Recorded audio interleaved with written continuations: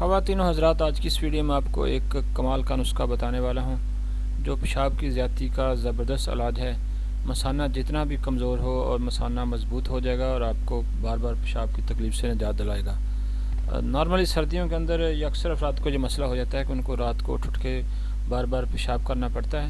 تو ایسی صورت میں وہ کیا کریں، یا پھر جن کو ڈائبٹیز ہوتی ہے ان کو بھی پیشاب زیادہ آتا ہے، مثانے کو ٹھنڈ لگ جائے تو تب بھی پیشاب زیادہ آتا ہے۔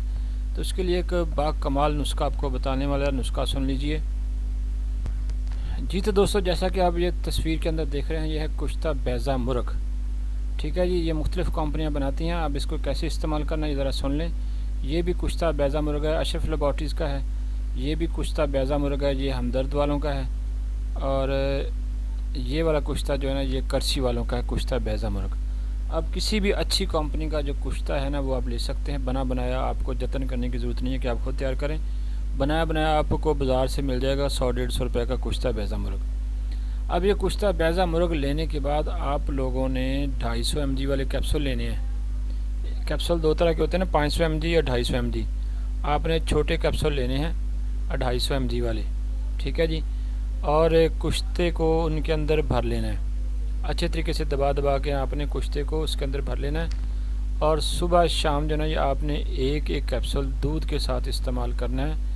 تو انشاءاللہ 2 سے 3 دن کے اندر آپ کو بار بار پیشاب آنے کی تکلیف ختم ہو جائے گی، آپ کا مثانہ انتہائی مضبوط ہو جائے گا اور آپ اس تکلیف سے نجات حاصل کرنے میں کامیاب ہو جائیں گے۔ بڑا ہی باکمال نسخہ۔ نارملی ہم لوگ تو یہ کشتہ جو ہے نا، یہ کرچی والوں کا یوز کرتے ہیں۔ تو آپ کسی بھی جو ہے نا یہ کمپنی کا لے سکتے ہیں، کشتہ بیضہ مرغ، ٹھیک ہے جی۔ یہ لے لیں، ہمدرد والوں کا لے لیں، کرچی والوں کو لے لیں، کسی کا بھی لے لیں۔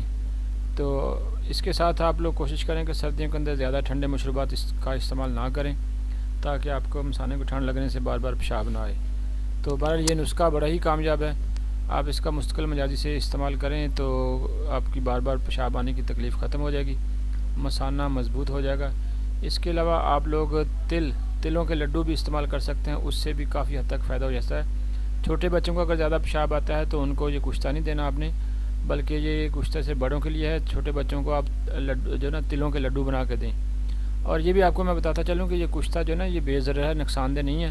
آپ نے لیکن یوز کرنا ہے کیپسولوں کے اندر بھر کے، ٹھیک ہے جی۔ خالی ویسے نہیں لینا آپ نے، کیونکہ یہ تھوڑا سا تیز ہوتا ہے، ہو سکتا ہے کہ منہ کے اندر تھوڑا بہت آپ کو خشکی سی پیدا ہو جائے، اس لیے کیپسولوں میں بھر کے ہی آپ نے اس کا استعمال کرنا ہے، تو آپ کو رزلٹ 100% ملے گا۔ تو دوستو، اگر یہ ویڈیو آپ کو اچھی لگے تو پھر ہمارے چینل کو لازمی طور پہ سبسکرائب کیجیے۔ اللہ حافظ۔